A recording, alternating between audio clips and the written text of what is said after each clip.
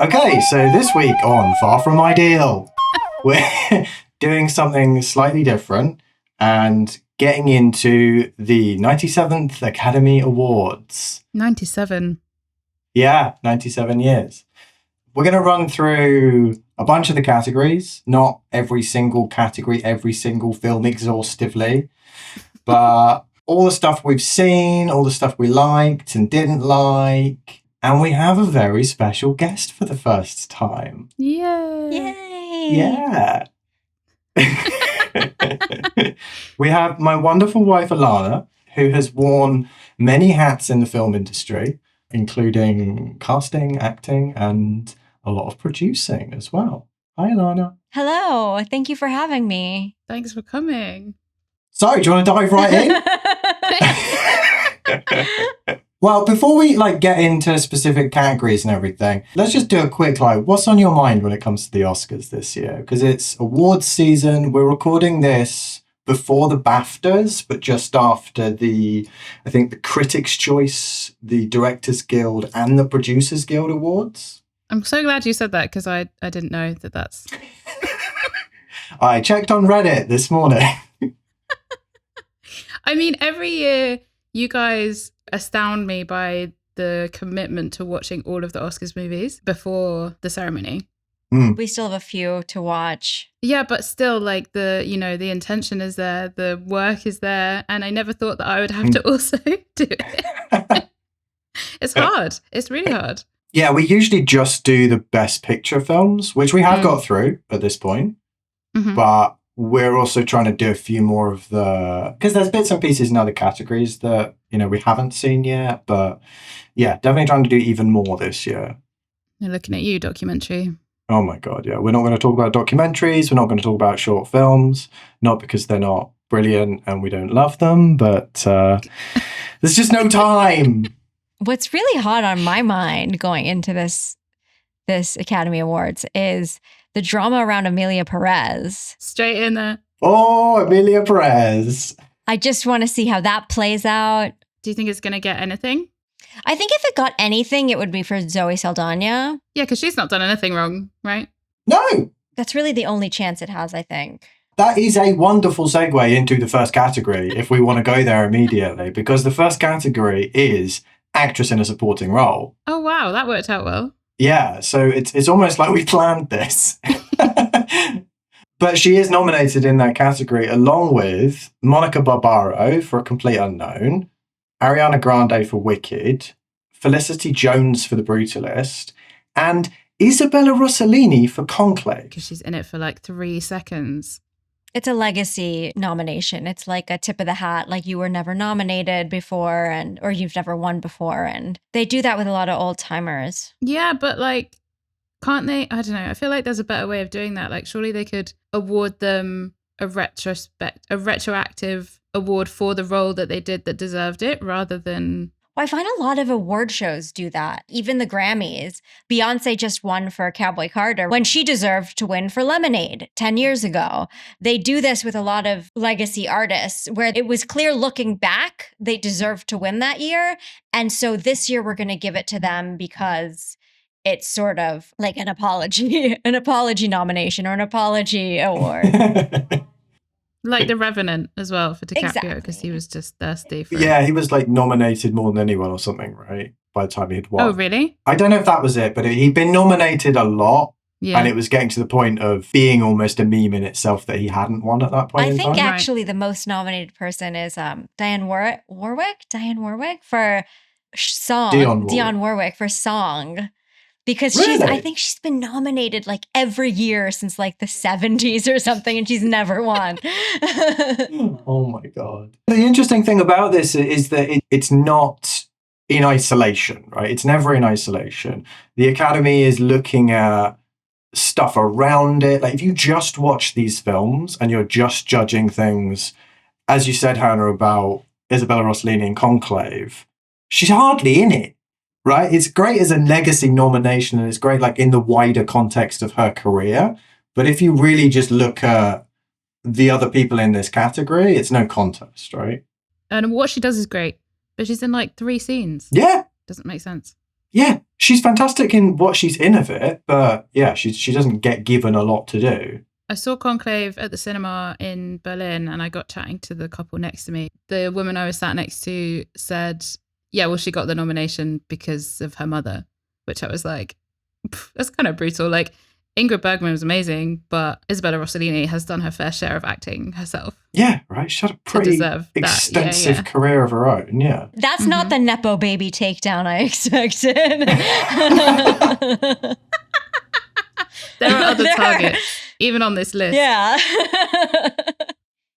She's a real outlier in this list, though, because she is, yeah, as you say, she's someone who's had like a really significant career already. And like, there's a few people on this list who, you know, Monica Barbara's come completely out of nowhere, and I don't think she's even nominated across other awards. Did you see A Complete Unknown yet? I love that you said yet, as if I'm going to.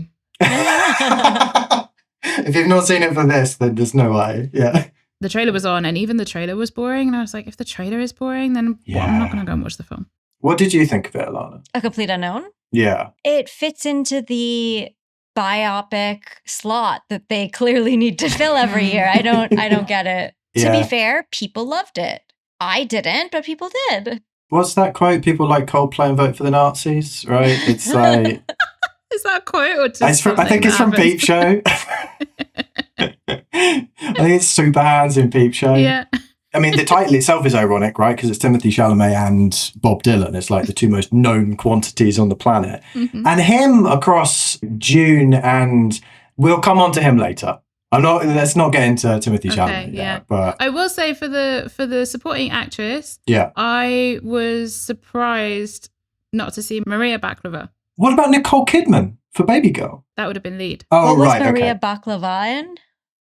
The Apprentice as Ivana Trump. Okay. No, we haven't watched it yet. I just watched it today. She's really good at it. Okay. I think there's also, I was interested, you know, we're talking about the Oscars and we can talk about the nominations and all the context around it. But the thing that's most baffling to me is like, what is the criteria that they use to choose these films? Because I feel like they're different from what it says on their, what is the word? It's not a website. They're like, I was going to say website. It's like internet page where it's information. Are you asking how the voting works? Because I just recently learned how the voting works. Please, let's hear that. So I don't know if this is how it works for nominations, but I know this is how it works for how it's chosen. Is it the same as in Conclave? It's not. No, they don't just write. They don't just write their pick.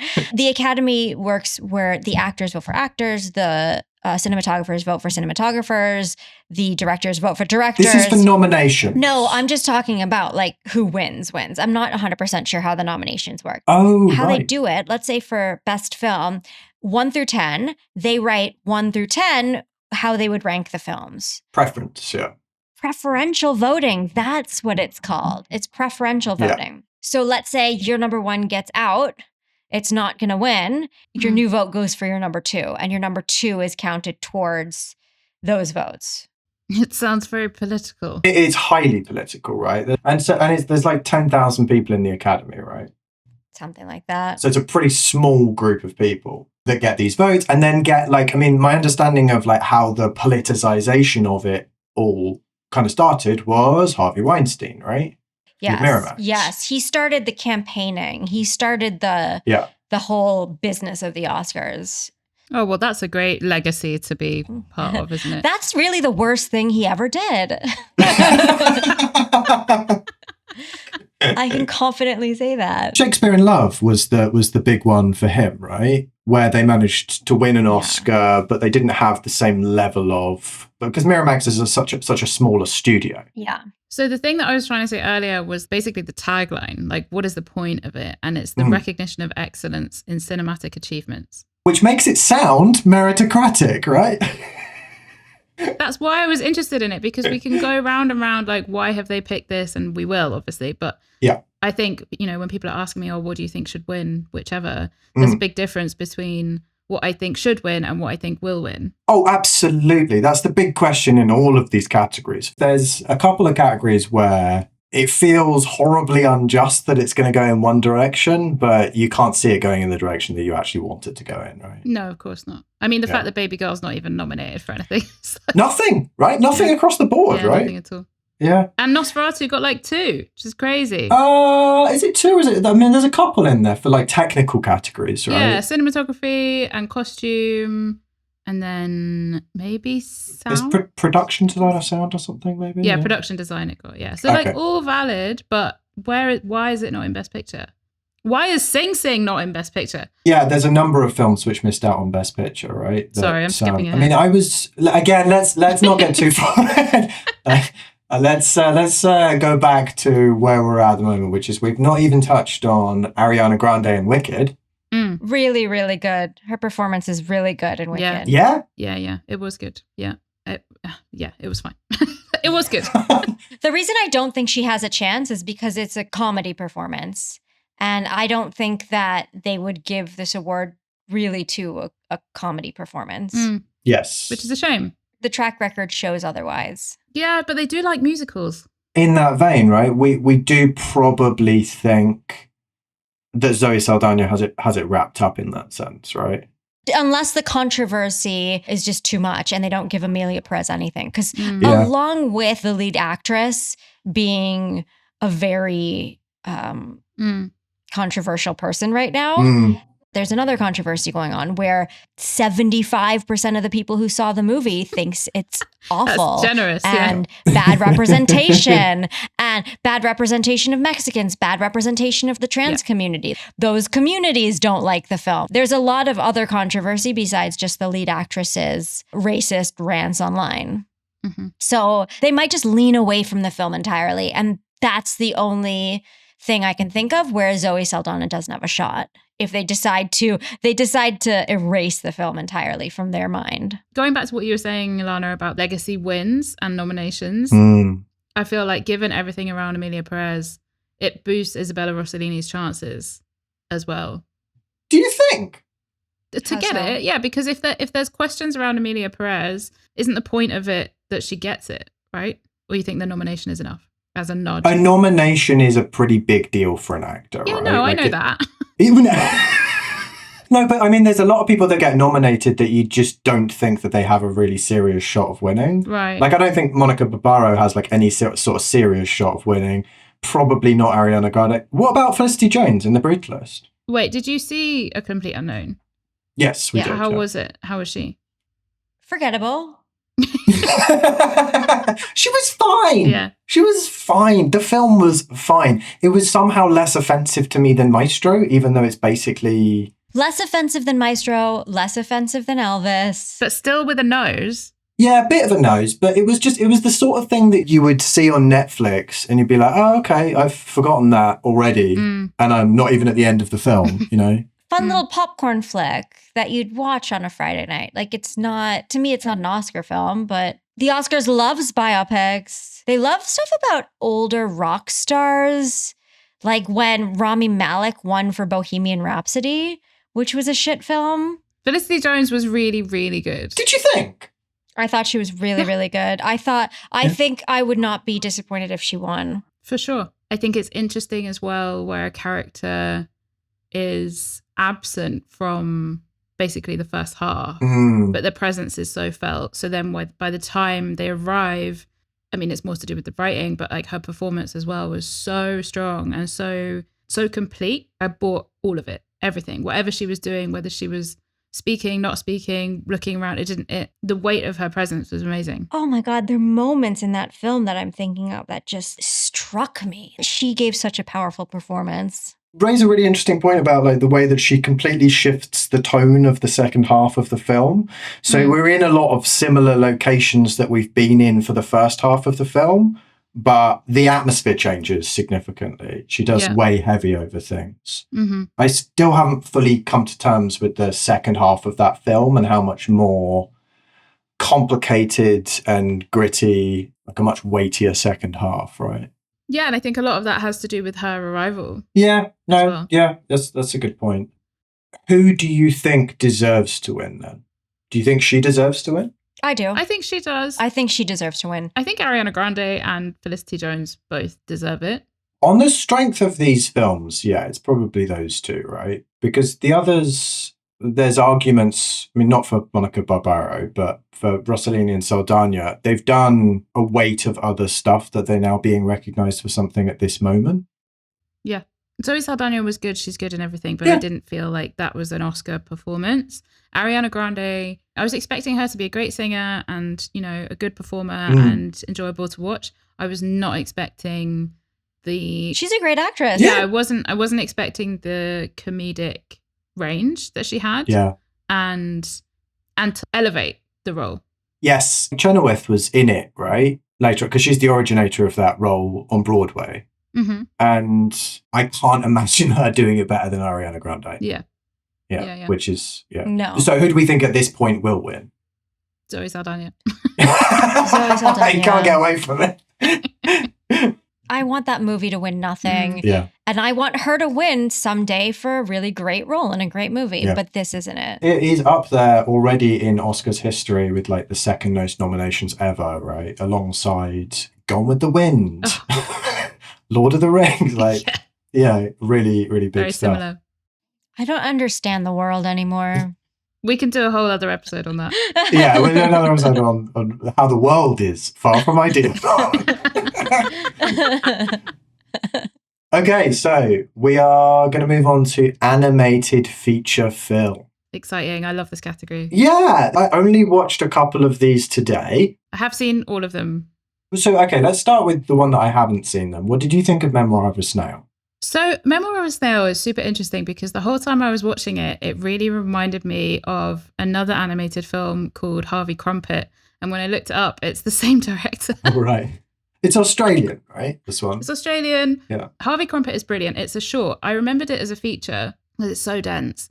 And I'm pretty sure it's just on YouTube, so you should definitely watch it. It's Jeffrey Rush is the voice. Oh, wow. It's so bleak, and there's this kind of claymation which is intentionally dirty and very real. Okay. People die quite gruesomely and quite realistically. And so Memoir of a Snail is the same style. And with anything claymation, there's a level of technical expertise that goes into it that you're just blown away by. Like the opening sequence, the credit sequence of Memoir of a Snail is just this traveling shot through basically like a hoarder's apartment. Every single item in there has got a joke or something happening. And just that level of attention to detail is impressive. It's Sarah Snook who does the voice. And she's obviously brilliant. Yeah. Yeah, from Succession, right? It's worth watching. There are some brilliant bits in it, but it just wasn't quite on the level of the others for me. It looks tonally very different from everything else that's in this category. Yeah, exactly. It's really heavy. Like, it's really quite devastating. And I think that's good in an animated feature. It's interesting, though, that there's two claymation films in this category this year.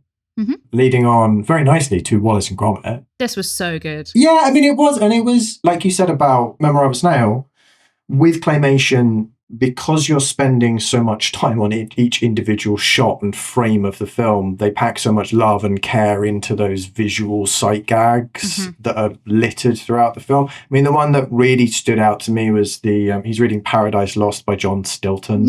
Yeah, and it was such a joy to see Vengeance Most Foul because Aardman have done amazing shorts and lots of series, and they do a lot of different content and like different kind of productions. But the films, and especially Chicken Run 2, just weren't on the same level, didn't feel like they'd been on the same level. So to see Vengeance Most Foul and feel like, okay, they're back in the game. They went back to what they were good at before, roots. Like the pace of it. The number of, like you say, the visual gags, everything is a pun. They did what worked before and they did it really, really well. Were Rabbit, was that the last film that they did with Wallace and Gromit specifically? Was that the last one? Curse of the Were Rabbit? Was that the bread one? You see, this is it. They're a bit forgettable, aren't they? Yeah, because there's the vegetables one. There's the woman that he's in love with that's always dressed like a I vegetable. think that's the one I'm thinking of. That's the Were Rabbit one. She's she's a hoity-toity at the manor she's house. A horticulturist. Yeah. The county fair or something. Yes. But there's a bread one as well. A bread one as well. You interviewed Aardman once, right? I interviewed at Aardman. Yeah. Yeah. Yeah. Yep. Were they nice people? Like, what was it like? Oh yeah, lovely. Yeah, Oh yeah. my God, lovely. Yeah. It's really cool to go in the building because there's just Shaun the sheep everywhere. Almost like a fever dream. Well, they used to have them all around Bristol, didn't they? So they have those models that, like the grommets as well. Yes. But in the space, because it's this huge building and it's got, it's all like open plan in the stairwell, and you can see there's a giant morph, and then they've got their little, well, not little, but like awards cabinet as you walk in. Yeah. And then they've got the real sets from A Grand Day Out, and The Wrong Trousers are just on display, which is really, really cool. Yeah. I've just looked it up. A Matter of Loaf and Death is the one that you're thinking of. I knew there was something. It was something to do with bread. And it's another half an hour one. I don't actually think I've seen it, but it came in. That was 2008. So, oh wow, yeah, a while back. Yeah, this is the first Wallace and Gromit film for like 15, 16 years or so. So, did you see it, Ilana? Which film? Wallace and Gromit. I haven't seen any of the animated ones. That's why I've just been being silent. I thought you'd seen Wallace and Gromit. No. I haven't seen any of the animated ones, so I was just going to let you guys. You should definitely watch Flow. I caught the tail end of Max watching it. Yeah. Flow for me was such a surprise because the first thing you see is that the animation isn't as polished as the rest of the ones in the category, and they did it all on Blender. Yes, which is amazing. Yeah. Have you used Blender before? Yeah, I haven't either. It's not my thing, but it's so scrappy. Yeah, exactly. $3 million budget film from Latvia, which is actually seriously competing with this stuff. Because you compare, like I said, I watched The Wild Robot before this. I think you did it the other way around, right? I did it the other way around, yeah. Yeah, I mean, they are such weird companion pieces in the... There's animals, there's these themes of friendship and, diverse animals coming together to achieve a goal. But The Wild Robot is that sleek, highly, highly produced DreamWorks action film. Basically action film, and it's so manipulative in a Hollywood sense. Yes, that's the right word. So manipulative throughout. And the thing that probably annoyed me most about The Wild Robot was the music. Yeah. It's constant manipulation. Yeah, there's a bit where like it's kind of building up into what you know is going to be a specific story beat, and you already hear the strings and you're just like, yeah, I was already there. Like, don't push me over the edge. The pop music song, which is awful, it suddenly bursts into this montage with a pop music song, which is like, you're gonna do it, you're gonna survive, like whatever it is. It's just, it's so, manipulative is the only, it's so on the nose, exactly. It's not, there's no subtlety about it at all. And Flow is nothing but subtlety. It is, and it's stunning. And I think, so to go from Flow and to see, first of all, that the animation is like not that shiny, but then that what is actually being animated is so precise and real. Like the movements of the animals. I've never seen a cat animated in such a believable way as like, that is exactly how a cat moves, how a cat behaves. They used real sounds for all of the animals except the capybara. They were going to use a real one, but it's a really annoying noise. So they used the sound of a baby camel instead. Which I thought was cute. But there was another film we were talking about The Substance, and I was saying it was really boring. And let's get onto that later, yeah, but like watching Flow is like there's no dialogue, and it keeps you, and it's it's so engaging throughout, and it's so powerful and understated. Everything is there for a reason, and everything happens in a way that, I mean, there are some where you kind of have to suspend disbelief, but that's fine. To go straight from that to The Wild Robot, the first 10 minutes just annoyed me so much. Yeah. The one thing I will say in defense of Wild Robot is I do like the fact that they explored a really different watercolory kind of visual palette from what DreamWorks would usually do. Some of the character modeling is different from what you would... Not different enough, but it is a bit different. Yeah, not different enough. Like they are trying to do something a little bit different within the constraints of doing something which is going to make a huge amount of money, right? There's nothing really surprising. No. It's a children's book, and it plays like a children's book. The Iron Giant is a children's book, and that film is astounding. Yeah. At what point do you have to detach yourself from the childish wonder? No, watching it as an adult. No, really? No, watching it as an adult. Even reading the screenplay. Okay. It is a funny film. Okay, I'll have to watch that. But I mean, on that point, even like Inside Out 2, it's working within the world of being a kids film a lot more successfully on multiple levels than The Wild Robot is, for me. Yeah, Inside Out 2 is a tricky one because I just can't help but compare it to the first one. Yeah, it's difficult with a sequel because I think I actually saw the first Inside Out at the cinema, and it was amazing. Yeah, it was really good. It was talked about as being really good at the time, and this one is doing the same thing 10 years later. And it does do it well. It does teenage kind of angst well. I felt the cringe of being a teenager in it. Like it was good. The way that anxiety is represented, I thought was really good. I love nostalgia. I want more of her.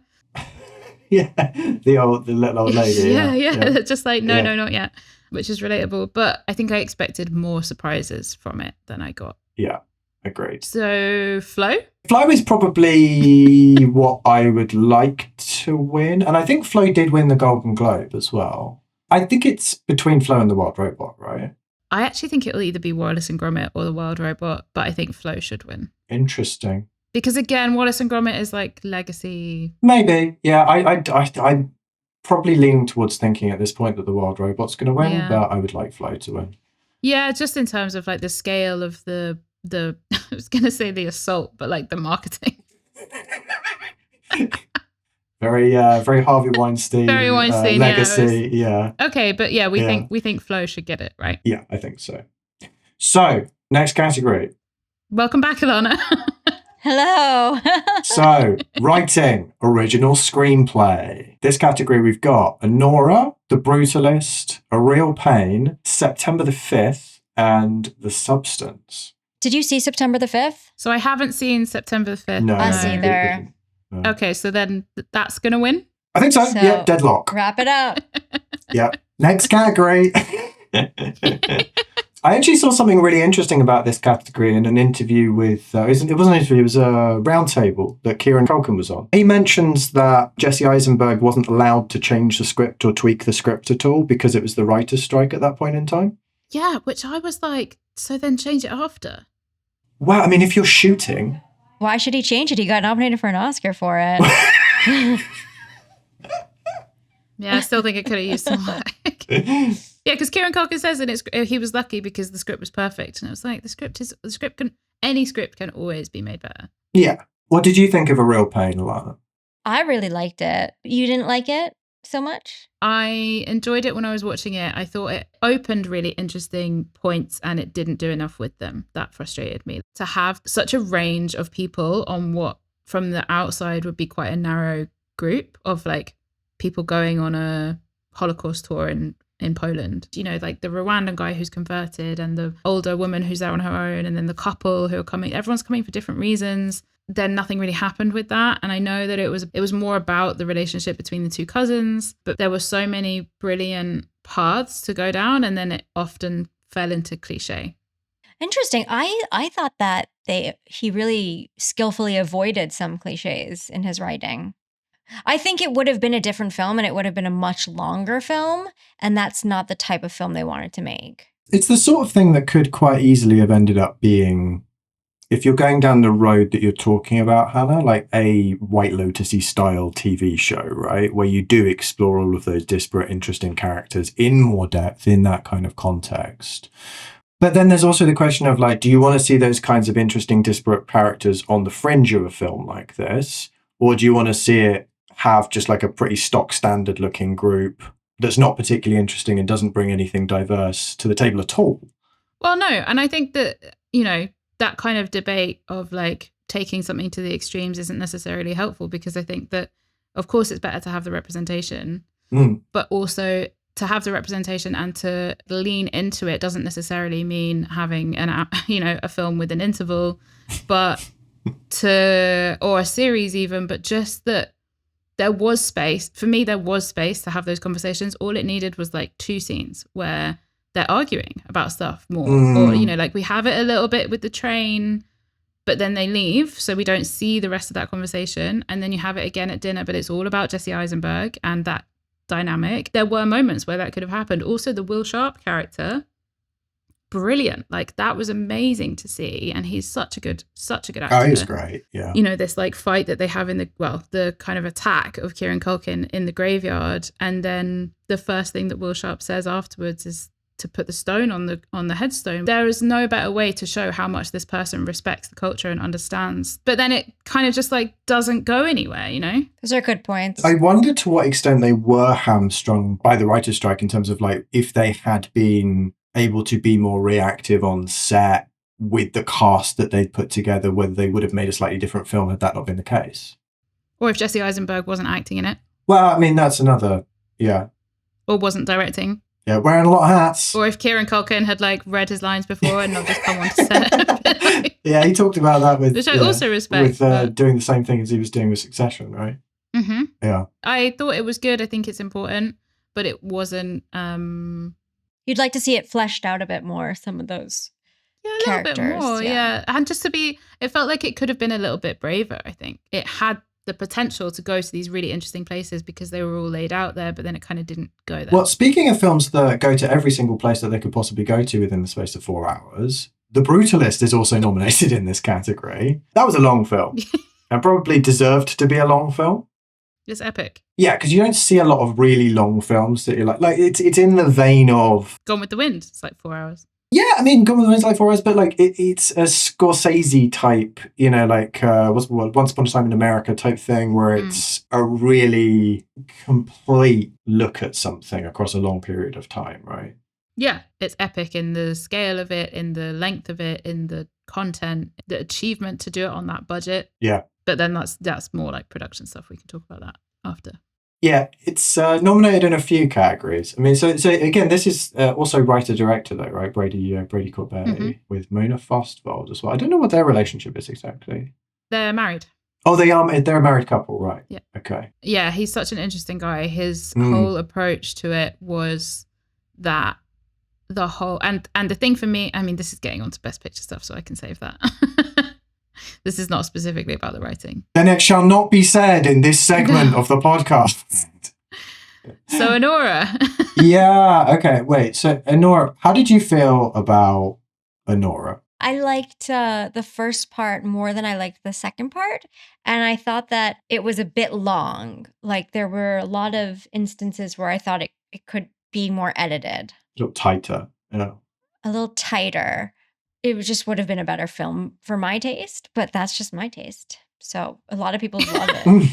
I don't know. All we talk about is our taste on it. It's our taste, yeah. So for my taste, I think the editing needed to be tighter. I think is it nominated for editing? Yeah, it is. Well, they should not win that. Well, I think he could potentially individually win in like 4 categories, right? So screenplay, best picture, director, and editing. What did we think about the script of Anora? I thought it was good. It did surprise me. The character surprised me. My expectations were quite low because people had seen it and weren't that impressed. People who'd gone in with higher expectations, which I think you guys were expecting more from it. Yeah. I think we loved Red Rocket so much. It's so funny because I thought A Real Pain had better writing than Anora. They're just so different. Like for me, Anora was the fact that you have these henchmen who are just like, no, I don't want to tie her up. Brilliant. I had kind of the opposite reaction to you, Ilana. Like I struggled with the first half, but I thought the second half was much better. I tend to do that though with movies. Like even watching I'm Still Here yesterday, I really love the first act when like everything's going right and life's a party and they're having so much fun. Like I'm like, just end it let this continue forever. Before the character moves out of their zone of comfort. Yeah. I love that part of the movie. Is it in Friends when like Phoebe's never seen the end of all the scary films because her mum just like turned them off and then she has to go and watch all of them? Oh, that's fun. I had it with Last King of Scotland. With Forrest Whitaker. Yeah, James McAvoy. So I watched the first 40 minutes and then I had to go and do something. I had to go to work or something. And so, and knew nothing about the film. And it literally got to the point where it's like, it's all going well, it's all going well, it's all going really well. And then it stops.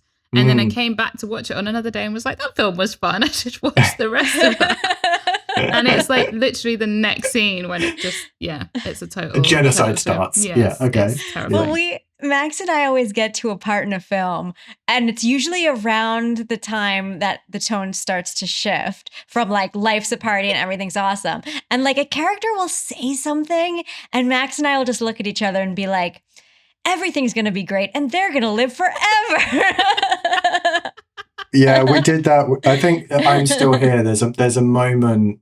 Yeah, everything's going well, and this little boy, he says something which you could just replace it with "I'm going to live forever," Oh no. and it would be exactly the same line. Oh, It's just no. like, "Things are so wonderful today, Mummy." The other film that's in this category that we haven't talked about is The Substance, which is it's a really rare thing to see a horror film nominated in sort of big categories like this. It's a short film. Why is it in here? I mean, it's strange that it's in the screenplay Yeah. section, because if it's good at anything, it's good at the visuals. Yeah. Yeah. Not just the body horror element, but also that sort of really claustrophobic style that they have throughout in so many different ways, with those sort of like fisheye lenses that they use. I really liked The Substance. I liked it. And it seems like you didn't. I didn't finish it because I was bored. You didn't finish it? Oh, wow. No, I didn't finish it. That's wild to be bored in that movie. I but was so that's bored. okay. I think it's also context is everything, and I've heard so much about it, and I didn't see it at the cinema, and I'm sure that if I'd seen it in the first week it was out in the theater, then it would have been a really different experience. That is so interesting, because for all the things that movie is, boring would be like last on my so list boring, of so what boring. it is. That's so interesting. The opening shot with the egg, I was like, ooh, okay, I'm here for this. This is super interesting. And then it's like, okay, she's old and she should be young, and that's it. Where did you get to? I got to Without being too spoilery. Spoiler alert, spoiler alert, spoiler alert, spoiler alert. I got to Did you get to the part where Demi Moore does 9/11? I didn't get to that bit. No, I got to she does the thing that it says on the card that you must absolutely not do. Oh, you didn't get to any of the body horror. I mean, there's some body horror. No, there's like definitely crazy body horror. horror. But like after that. the Cronenberg body horror. No. Okay, because so that's again visually. But I don't think like, that makes it less boring. Visually, it was interesting, but like it wasn't visually interesting enough to make up for the fact that we're seeing the same shot over and over and over again. Like, yes, she's written the address on her hand. I don't need to see it 6 times and then see it when we're there. You know, that's what I mean by it being a short film. Oh, I see what you mean, right? It could be a short film, yeah. I came out of that film feeling so body positive and like loving my body. And I was like, and even though you see like 2 of the most gorgeous women in the world naked in the film, I had never felt so thankful and like positive about my own body. That you don't have to inject it with the substance. No, well, you didn't finish it, but you'll see the last scene, what happens to her. Wow. I know, Yeah. I do know what happens. Yeah. I do know what happens.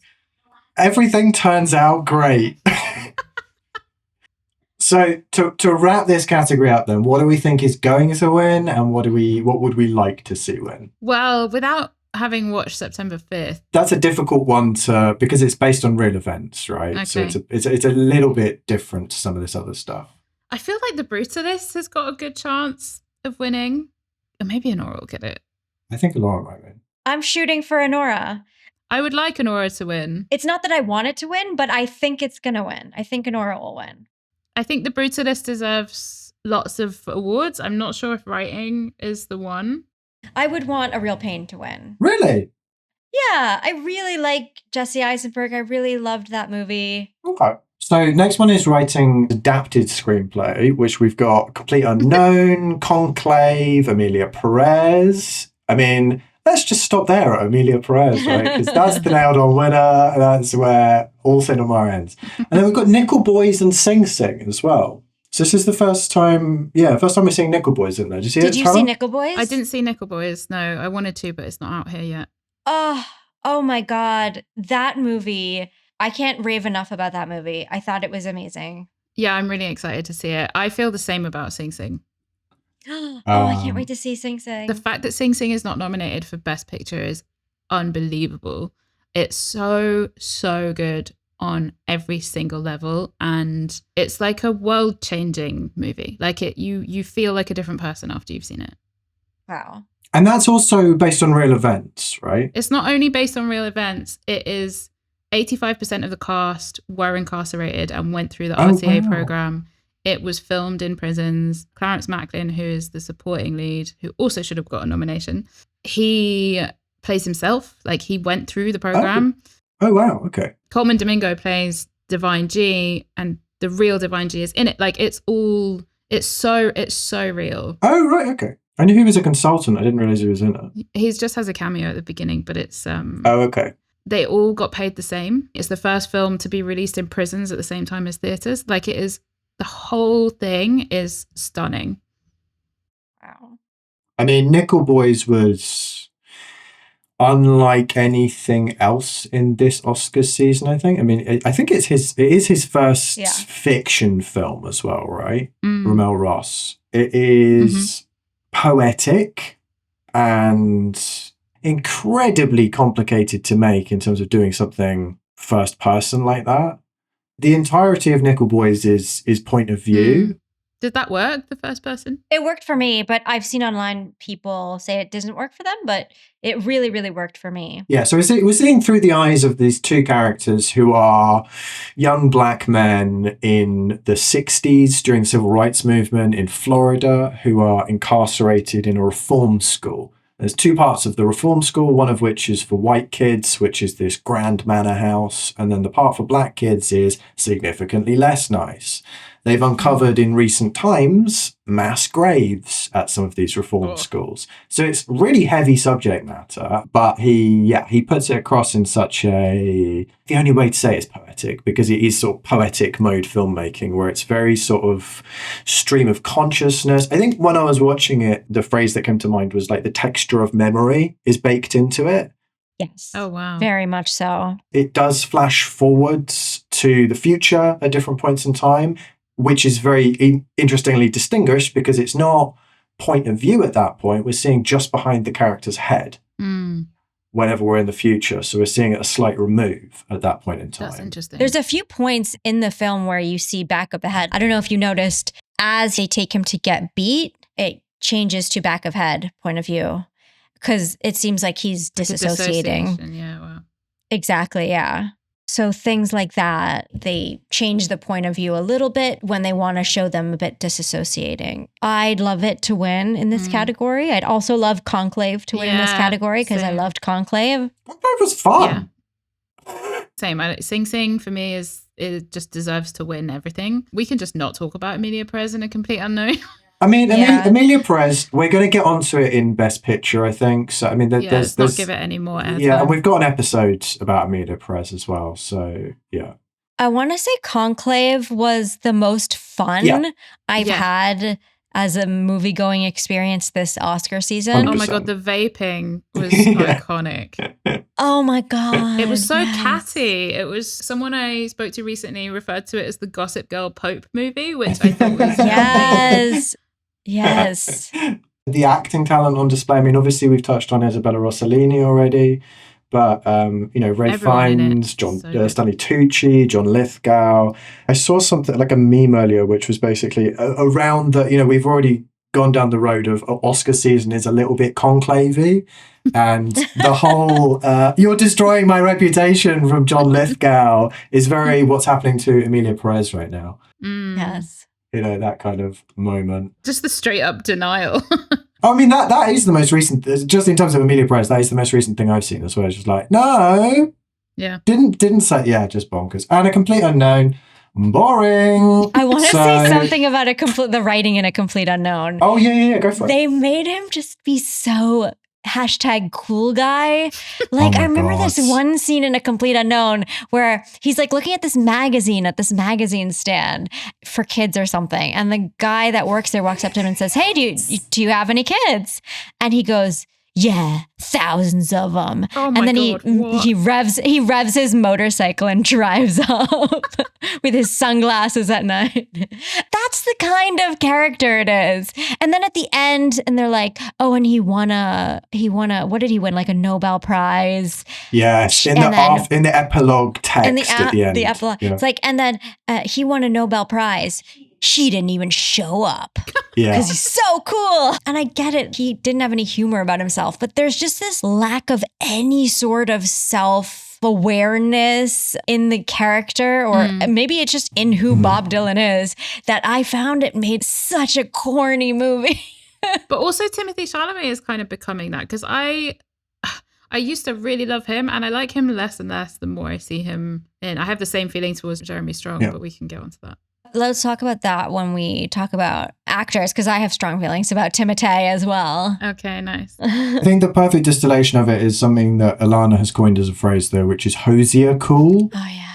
There's a song by Hosier. It's like, I stay up till 3 a.m. and I drink my whiskey neat. You're too sweet for me, right? Hey, girl. It's like, because I'm such a cool guy. Boy. Yeah. You're too sweet for me. That's the kind of cool that they're going for. Watch me It's put like, my sunglasses on and ride my motorbike. Yes, exactly. Exactly. Which is so lame now, but yeah, they still seem to think that it's cool. So, this category, who do we think is actually going to win? Probably Conclave. It won the Globe. I would like Sing Sing to win, and it sounds like Nickel Boys as well would be a really good win. So any of those three. I think Conclave will win as well. I'd be happy with Nickel Boys. I'd be happy with Conclave, but I think it probably will be Conclave. Or Emilia Perez.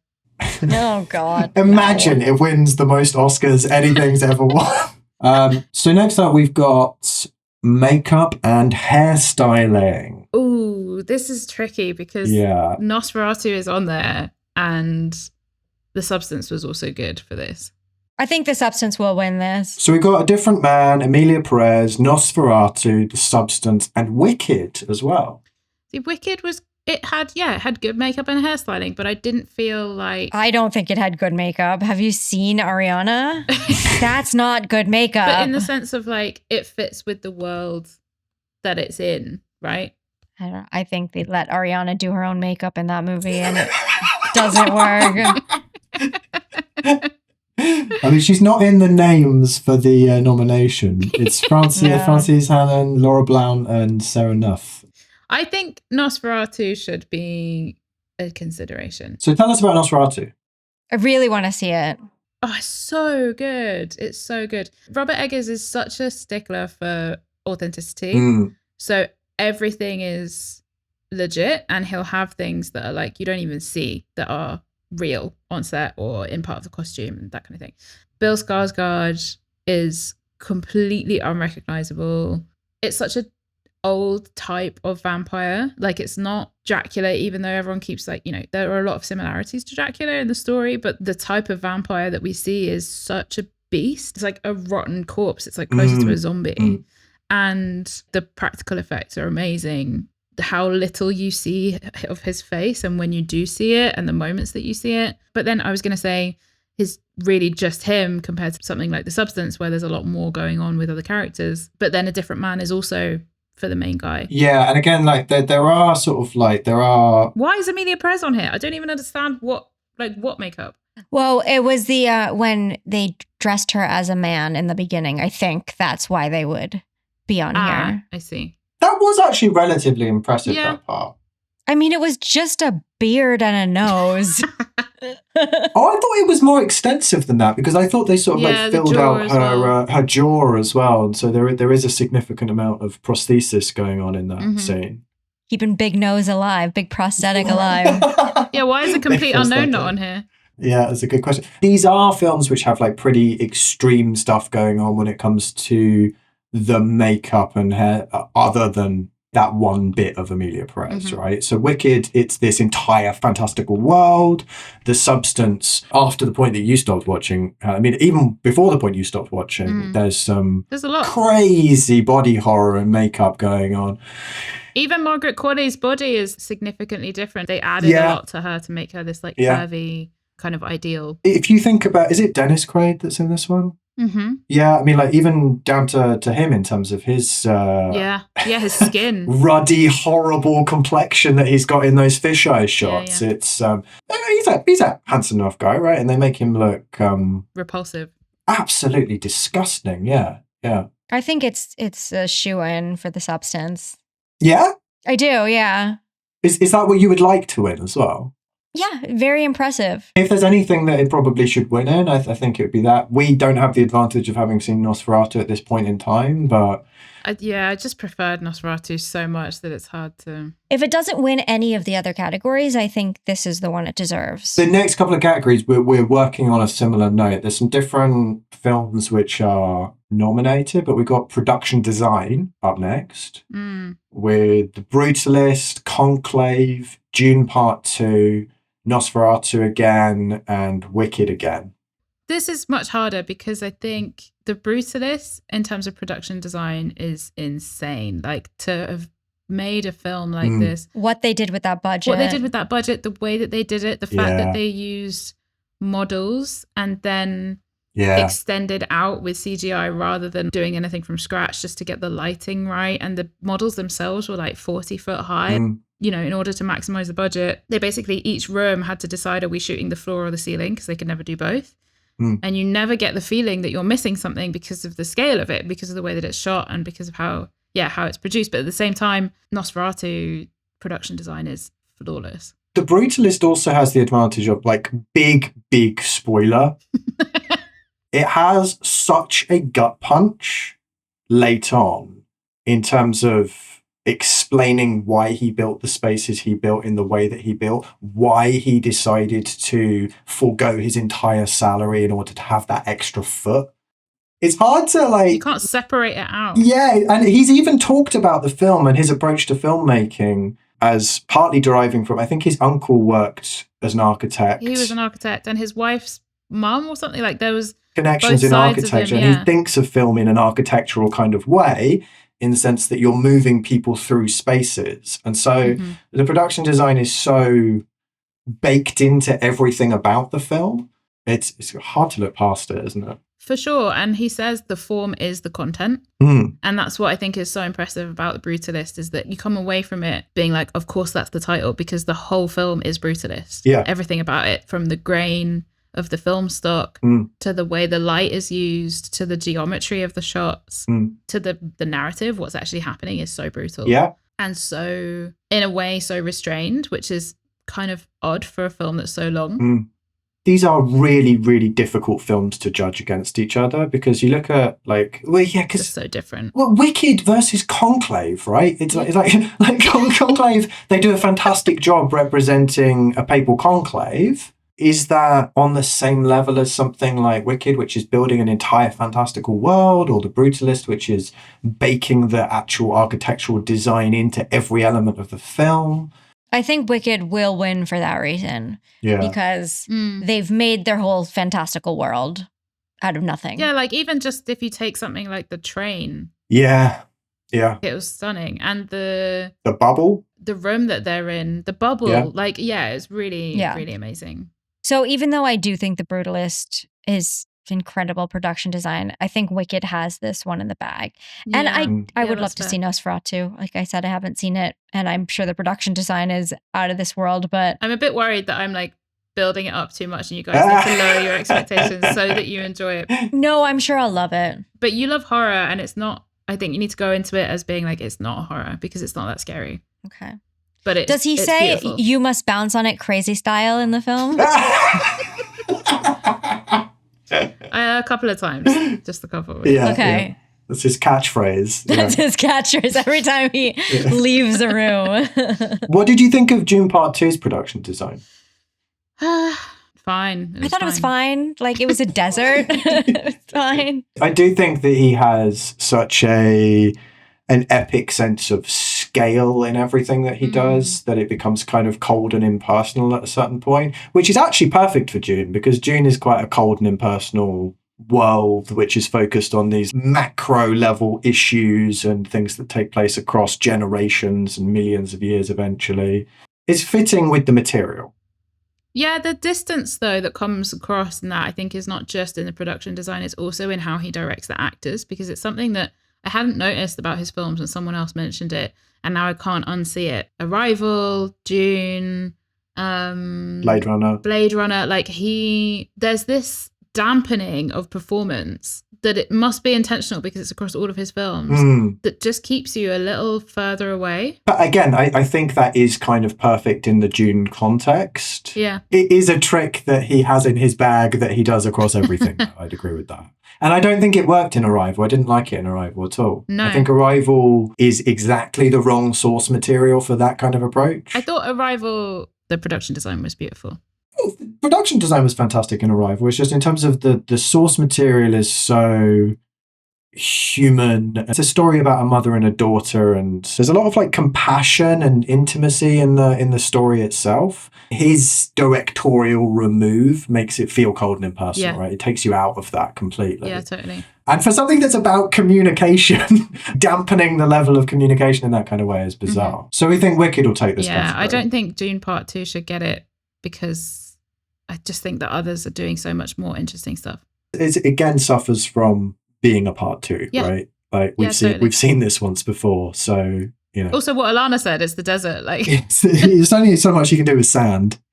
Next category: costume design. I think that as much as I want to vouch for Nosferatu again, Conclave is so perfect, and oh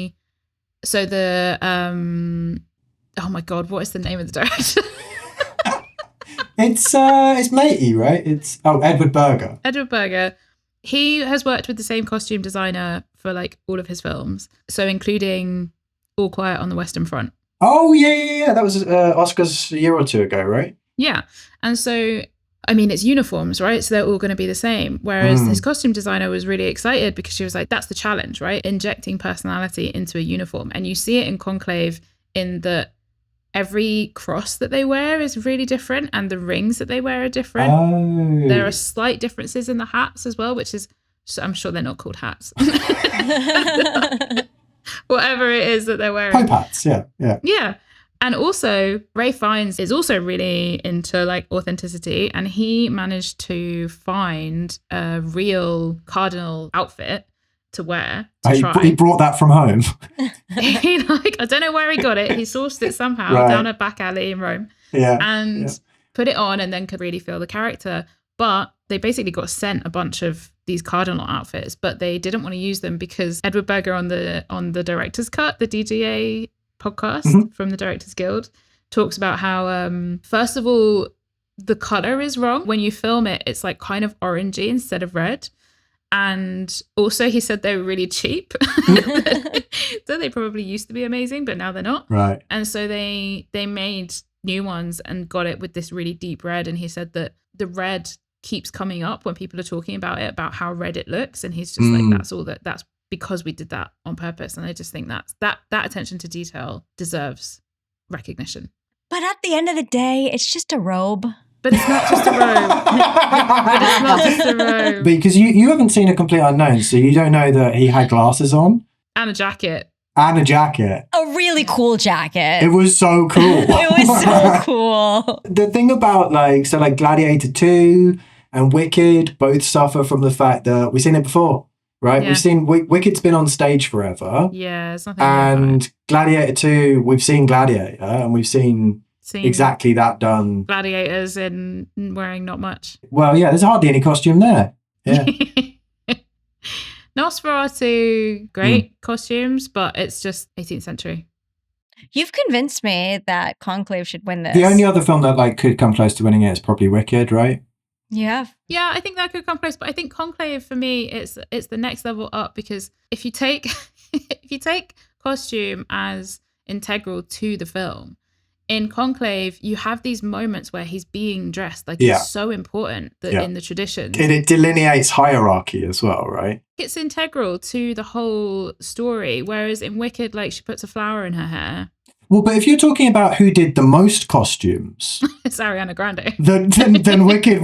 Exactly, Wicked wins, right? They had like one robe each. Ariana Grande's got like 5 outfit changes per scene. They didn't have one robe each. They had more than one robe. You can't judge categories based on who did the most. That's like judging best editor based on who did the most cuts. Exactly. Like, that's not how it works. Which is why Brutalist should not win editing, because you can't win editing if it's 4 hours long. It just doesn't make sense. Exactly. Who did the most cuts? Who did the shortest film? And who did the most costume? Right? It's like, who had the most sets? Like, that's not how they're judging exactly. this. Yeah. That's why James Bond should have won every single one of those films, because they go lots of places. Right, so Wicked wins. We're moving on. No, but we think Conclave should win, right? Conclave should win. Yeah. Okay, so we're on to another big category: actor in a supporting role. For me, it's Honora. No, really? Interesting. You think so? Guy Pearce is amazing in The Brutalist. Yeah. Kieran Culkin is amazing in A Real Pain. How was Jeremy Strong? He was fine, but he's always Jeremy Strong. He would take so much offense. Well, you could say that about Kieran Culkin. He would take so much offense to that, right? He would. He did a good job. It was a good performance. And it picked up towards the end. But I don't think it was Oscar worthy. Interesting. But I think Yuri Borisov, every single thing that he does is so completely that character. Like when he's smashing up the candy shop and then he just spins the bat round and does the last one, and it's absolutely perfect.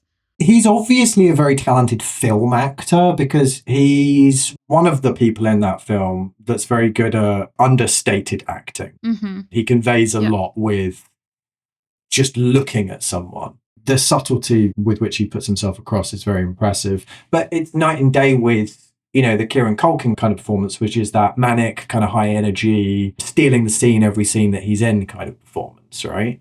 I mean, it's weird almost that he's supporting. Right? I thought he would have been lead. Yeah. There's a few of those, like Zoe Saldana should have been lead. Yeah. Ariana Grande should have been lead. There's a few that there was a lead that they submitted for, and there was a supporting that they submitted for with really no rhyme or reason. Well, is it because they think that they've got the most likelihood of winning in that category? Yeah, that's probably it. Why is Stanley Tucci not on here for Conclave? He was amazing as a supporting actor, because it was his contrast to Ralph Fiennes that worked so well.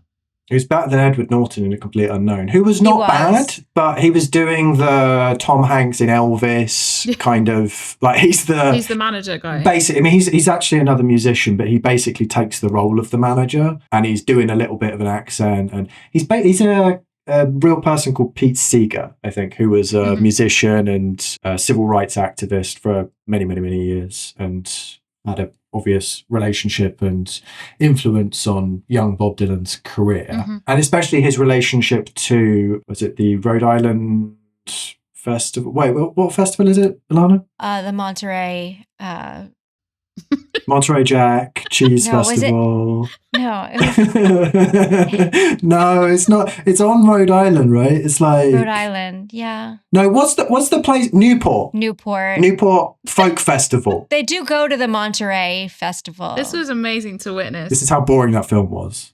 Another one missing from the list for Best Supporting Actor for me is Jason Schwartzman in Queer. Oh, I was going to ask you about Daniel Craig for Best Actor. Yeah, because he's not in there. Daniel Craig is good in it. He's really good at it. But Jason Schwartzman is absolutely iconic in his role, and he's such a good supporting actor. Like, he totally steals the scenes that he's in, but he doesn't steal the whole thing. The role itself is really interesting, and he is unrecognizable in it. I saw him at a screening of a film that he was in. It was something like, what's it called? Listen Up, Philip is what it was called, in Chicago. And I went out to the bathroom before the film started, while the intro stuff was happening. And he came into the bathroom wearing a purple suit, and he's like 5 foot tall. Yeah, it's tiny. He's so small. But yeah, very, very, very cool guy. Yeah. The coolest guy. He's so good in Queer. My vote is for Guy Pearce. Really? He is good. Every time he came on screen, there was this weight. There was this heaviness in the performance. There was a scariness to the performance. Unpredictability. Yeah. It was he's an actor, and it was a performance. It was with capital letters. Yeah. I could hear the capital letters there. Yeah. The thing about the unpredictability and the threat of violence within him as a character, You never knew when he was going to pop off. in like a small way or a big way, right? Because there were times where he would pop off just a little bit. You never knew what level you were going to get with him at certain points. And I thought it was, again, big spoilers, but him disappearing at the end like that, it did leave such an absence. Yeah. And it was very, very affected by how much of a presence he had been up until that point. Yeah, it makes sense for him to win. I wouldn't be mad. It was an amazing performance. And there was a lot of range in it as well. He's my pick, but I think that Kieran Culkin will win because the precedent's been set. With the Globe, yeah. He's been winning everything this award season. So. And Jeremy Strong sitting there while the camera pans over to him every time. Oh my God, so good. Yeah, so painful. You love to see it. Did you see not the actors table, but the actors on actors with Coleman Domingo and Kieran Culkin? Yeah, I've seen like bits and pieces of it. Oh, so good. And he just It's very funny. fully drops Jeremy Strong in it when he's saying about like all these actors that talk about storytelling. Jeremy. yeah. Oh, he's an incredibly funny person. Have you heard his story about when he first met his wife? The first thing that he said to her? No. So his wife is called Jazz. Yeah. And the first time he met his wife, she said, "Hi, my name's Jazz." And he said, "Oh, that's a fucking stupid name, isn't it?" And it was happy ever after. Yeah, happily ever after, yeah. Well, I think she was very appreciative of the fact that he wasn't like, "Oh, wow, that's so cool," because it's a bit of a different, like, very Kieran Culkin about it. Next up, film editing. I was listening to Sean Baker talk about editing Anora. Okay. And how I felt like it would have been a better film if he hadn't edited it because it was just a bit too long. Too many hats. Yeah, but he talks about how he doesn't do a rough cut ever. He does a fine cut first and he does it scene by scene. So he will not move on from the intro until he has fine cut edited it and then he'll do the next scene. And I was like, why would you ever do that? That sounds like a massive, massive pain for pacing. And for everybody else involved. Yeah. He was like, I don't know until the last shot whether I've made a good movie or not. Like, that's batshit. And also, he's kind of reveling in it in this interview where he's like, yeah, everyone thinks I'm so crazy and like I do it so differently. And it's just like, but there are reasons why you do a rough cut. It's because there are things you could lose. There are entire scenes you could lose. And you'll see that when you do the rough cut. Yeah. So we've talked before, I don't think on the podcast, but we've talked before about Tarantino's relationship with his first editor, right, who passed away before some of his more recent films. And the ability that she had to rein in some of what are obviously his worst impulses that we've seen in subsequent films, which go on way too long and could have been edited down to something where there's obviously a core of a really good film there, but it needs carving away at, right? It needs that Michelangelo treatment, right? He was the one that did sculpting, right? He did with the, the Michelangelo treatment, as in like hack away at it. Yeah, exactly. Yeah. Nice. Yeah. I like that. Michelangelo or an arborist, they're the same. Anora, there's a great film there, but there's possibly an even greater film there with more of a judicious eye when it comes to editing, right? Yeah, the middle section. Yeah, it lags in parts. And I mean, that makes sense what you said, because like there's scenes in it that are really memorable. Yeah. And like scene to scene, I don't really have an issue with his editing. It's in the totality. Because he's too inside it. Yeah. Conclave, the editing was so tight. Yeah, Conclave was very tight. Do you think probably Conclave is the best edited out of all of these films? In the totality of the entire film? Yeah, I think so. I think the book is kind of the kind of book that you would pick up at an airport, to the best of my understanding, right? And then the plot plays a little bit like that. And the font looks like that. But that's not necessarily a bad thing when like translating something to film, because I think it elevates it above that sort of level. And it has that kind of inbuilt pace to it, which is like a page turner, right? Yeah, thrilling. Yeah, it is thrilling. You want to see what happens next. You want to continue to move on scene to scene to scene. Pacing's great in Conclave. The pacing is great, and a lot of the jokes land because of the editing. Mm. We hang on just long enough to see the funny thing, Yeah. and then we cut to something that's it didn't feel like there was a shot that was wasted. Everything was so intentional. Yeah, I just felt like everything was so specific and Well thought through. yeah, well thought through. And he talks Listen about up, Sean Baker. he'll storyboard his whole film and then come to the edit, and most of the time what they end up with, even if they try some other things, is pretty much what was storyboarded. I agree. Conclave for me. And I've said my thoughts about Nora already. Yeah, The Brutalist, Wicked, Emilia Perez. I mean, we're going to touch on them when we get into some of the later categories as well. I don't think there's anything... I want to say, is there a category that Emilia Perez should win, do you think? No. Of all these categories it's been No. nominated for? No, okay. No. Well, No. I don't know. Let's get on to the musical categories in a little bit, and then maybe you'll change your tune. Definitely not the musical Maybe you category. change your tune. Absolutely not. That's like the least likely, the least merit. The songs are so bad, and don't you dare sing that one again, because it will get I mean, you can edit it out if you want, but I'm going to sing it. No, but it will get in my head now. Okay, so next up we've got cinematography. If Nosferatu is going to win one, this is the one it should win. Yeah. Okay. I could get on board with that. I mean, I've watched a couple of his films recently, like caught up on The Northman and The Lighthouse, seen The Witch a while ago.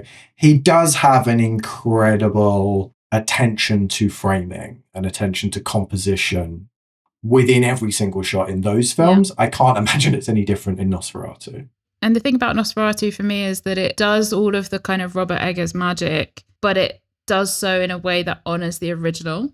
Okay. Quite early on, there's this forest scene, which is lit so beautifully that it's like it's in black and white, and it's not black and white, but it feels like it is because of the lighting. The way that the shadows are used, again, like the original, the choices of when it's light and when it's dark and how dark it is. There's never a step wrong, and I think that is really impressive. I think the fact that Emilia Perez is nominated in this category is just one of those situations where it's just like, what can we throw it in for? Because it doesn't make any fucking sense at all. It's not well filmed. It's not well edited. It's not... I don't think it's terribly filmed in the sense that, you know, you notice that the cinematography is bad, but there's nothing exceptional about it. There's one part of Emilia Perez that I noticed was good, and it's... and it was good cinematography, and it's the song that was nominated that Zoe Saldana sings at the ball or whatever, the gala. When Emilia Perez is giving a speech. I thought that song was good, and I thought that the cinematography in that scene was good. It's probably the best song in it. And that's the best I could say about the movie. I don't know. I feel like it feels good in context, like relative to all the rest of it, it feels good. But I think if you took that scene out and looked at it alone, you wouldn't be like, wow, this cinematography is amazing. No, as I said, it feels very sort of standard in its cinematography. And like, there's plenty of other things to rag on Emilia Perez for. I don't think this is it, because I don't think there's anything there to even like, it's just like, you know, fine. It's like, whatever. Dune Part 2, we've already kind of commented on the fact that it's a similar thing to the production design, right? It's a lot of desert and very his style. He does a very similar thing, film to film to film. It's big, epic. It's big, but it's quite safe. Yeah, it looks fantastic, but we've seen it before with Dune Part 1, so... The Brutalist is a really strong contender, and I wouldn't be disappointed if it won, because the cinematography is stunning, and it really does feel Brutalist, and it feels like it mirrors... It leads you through those spaces. Yeah, and to film buildings in an interesting way is hard. For it to not feel like documentary, like the building has its own character, which I think is impressive. Yeah, but I do, for me, Nosferatu it deserves it. I'm on board with that. Okay, so we're going into 3 sound categories now, which are sound, original score, and original song as well. I think we should talk about sound as a whole. There are different films nominated, but there's a lot of crossover here. I do want to say, before we say anything else about sound, Challengers won the Globe for the score and is not nominated at all, which I think is wild. And again, for Nosferatu, one of the things that elevates it is the sound. The sound is stunning. No nomination. No nomination at all. Yeah, crazy. Is there an original song in Nosferatu that it could have been? No, but the sound design, the things that stayed with me afterwards that were scary were the sounds. Like that's what was replaying, was like the sound of the vampire like drinking the blood. It's so gory, done in such a like masterful way. But then also Conclave, the sound is really impressive, and that's up for music but not for sound, when actually it's the sound design that feels so trapped. Like, so when you do have the windows, you really feel it. The fact that Nosferatu and the substance are kind of getting in there with anything is atypical, in the sense that... Because it's horror. Yeah, exactly. There's one horror film that's ever won Best Picture, right? Which is Silence of the Lambs. Parasite was kind of horror. Psychological thriller, I think you might categorize it as, more so, maybe. Yeah. I mean, I get why you'd say that, but it's not like a classic horror film. Sure. It's very unusual for the Academy to recognise horror at all, and so wherever you see it nominated, it's good. And it is weird not to see it nominated in the sound category if it's like such a integral part of what they're doing, when they do have the wild robot in there. For sound. Yeah. And also not Flow. Flow relies on sound. That's what kind of sells the animation level, is the sound. So Wild Robot is in there for score as well. Emilia Perez has nominations here, which again is baffling. Oh, all over the place here. Yeah, so we've got it in for sound, we've got it in for original score, we've got it in for original song. We've got it in twice for original song. Once is El Mal and once is Mi Camino. So do we remember which either of those? Is one of those the Selena Gomez song? El Mal is the one I was talking about at the gala, I think. So that's Zoe Saldana's song. Did you like the songs, Ilana? No, I didn't. I did not. I do want to say I think the most robbed film of the Oscar season is Challengers. And Agreed. I think specifically in music and score, but to not be nominated for Best Film and something like Emilia Perez is wild to me. I haven't seen it, but where's the awards love for It Ends With Us, right, Ilana? Oh my God, stop. This is not an It Ends With Us podcast. What's wrong with that? Oh my gosh. Don't. You know what? If you ask me about It Ends With Us, it will be the same thing that happened when you asked me about Hilaria Baldwin. So let's just put a pin in that for now. It's a whole thing. We'll do a whole episode on There that. may be an episode to do on It Ends With Us at some point in time. When it comes to sound, though, sound, score, and song, right? And, Emilia Perez wins them all. Next one. Next one. Actor in a leading role. We're getting on some big categories Big at hitters. this point. Yeah. So, Timmy Chalamet's up. It's his year, right? Oh my God. My problem with Timmy Chalamet is that I don't think he's cast in the right roles. And I actually don't like him as a leading man. Not yet. Maybe he will grow into that, but I don't think he's there yet in his career as leading man, like they're trying to force him into. You're right. He's a really, really good support actor. And there are some roles that he's done. I just watched Bones and All. He's good in that. And I loved him in Call Me By Your Name. And then everything else, I'm just kind of like... It's because he's not a leading man. And they try so hard to make him that. And it just doesn't hit for me. So in A Complete Unknown, which he's nominated for, as well as in June 2, there are a couple of moments where he is required to shout or get annoyed about something. And he comes across as a petulant teenager. Every time he's supposed to be this big, strong guy who's taking what he wants in this sort of situation, or, especially in the case of June 2, right, where he's like the messiah. I feel bad saying that because he is a grown man. He's in his late 20s. He's not a teenager, but he doesn't read that way to me on camera. No, and that's no slur on him. He's a fantastic actor, but being drastically miscast in things. In fact, that brings me to a point which we haven't brought up yet, which is next year is the first time we're ever going to see a new not ever going to see, but we're seeing a new category in the Oscars, which is achievement in casting. Oh, wow. I mean, Nina Gold. That's going to be a very interesting category to talk about. Yeah. I'm very excited for that. June 2, I know it's not in this category, but June 2 to me, is just cast off of who's hot right now. Agree. Is it Javier Bardem Yeah. that's in it? That's like, what? Yeah. He's like As still acting in a guy, totally different film from everybody else. And he was good in it. He was like the one I thought was really good at it. And I He's actually, having in fun. Dune 2, I thought, what's his name? Elvis was good in it too. Butler. No, Austin Butler. Austin Butler. Yeah. For me, Austin Butler is a bad guy. Like, he's good as a bad guy. He has bad guy face. And so he was a bad guy in Dune 2, and it worked for me.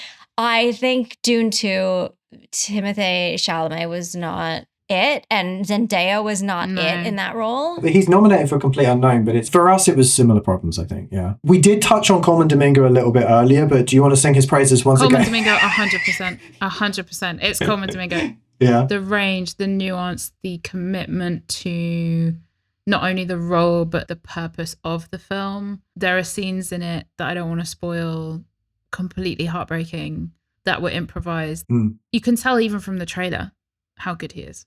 Right. I've seen the trailer. He looks fantastic in it. I heard him talking about taking the essence of the person. Yeah. Not going too far down the, I guess, Jeremy Strong road of like trying to just, kind of trying to mimic and live in the person, but really just taking the essence and some of those mannerisms, but not completely create like almost a parody of someone. No, exactly. And he, if you take the category of actor in a leading role, literally, 85% of the cast were actors in that they had gone through this rehabilitation through the arts program, but they were previously incarcerated. There were 4 actors, only actors. Paul Raci, the guy who plays Mike is Colman Domingo's like childhood friend, who's also an actor. That's amazing. And then Clarence Macklin. They led everybody and you feel it. And you're saying because he's leading other actors in the film, he deserves to win the leading actor award. Yeah. I mean, that tracks. Just to touch on Ralph Fiennes quickly. I do want to talk about Sebastian Stan as well, though. Okay, cool. Yeah, before we get on to Adrian Brody, who I think is probably gonna win it. Adrian Brody's gonna win. I think he's probably for sure. But Ralph Fiennes, he's so restrained and he's so funny. He puts across such a range in Conclave. He's a wonderful, wonderful actor. And I think sometimes it gets forgotten with someone like that who does so many different kinds of films across such a big period of time. Not unlike Gary Oldman. Yeah. Probably doesn't get enough awards. Yeah. Right? Because he disappears into these roles. And not in a Daniel Day-Lewis kind of way, just in a super, super, super competent, elevates material every single time. Yeah, exactly. There's a thing that Edward Burgess says about how when they were casting, first of all, it was quite difficult to cast. And then when they found Ralph Fiennes, they were really excited about that. And this hot unknown. They finally discovered. Who is this guy? He was talking about the difference between him and Stanley Tucci in that Ralph Fiennes he feels something and you see it immediately. Yeah.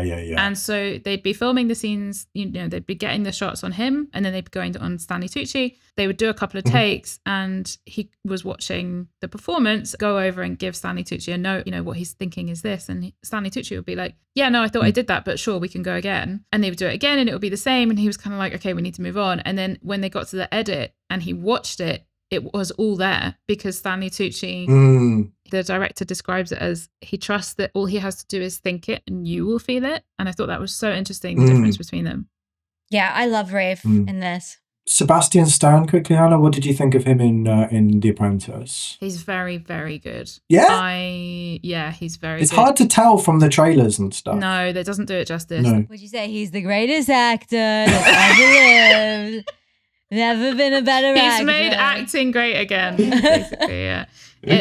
It's not a caricature, but it's Trump, for sure. He doesn't fall into that kind parody of sort of, parody. Yeah, it's not a parody. There's just enough there. Again, it's essence, right? It's like with Colman Domingo. It's essence. It's not trying to do an SNL style No, Trump. it's a character. It's a full whole character, and this arc as well. I mean, it's kind of the writing as well, but the performance, the difference in who he is at the beginning from the end is chilling because of who he's playing, where it's going, it's going, and what we know Part is 2. coming.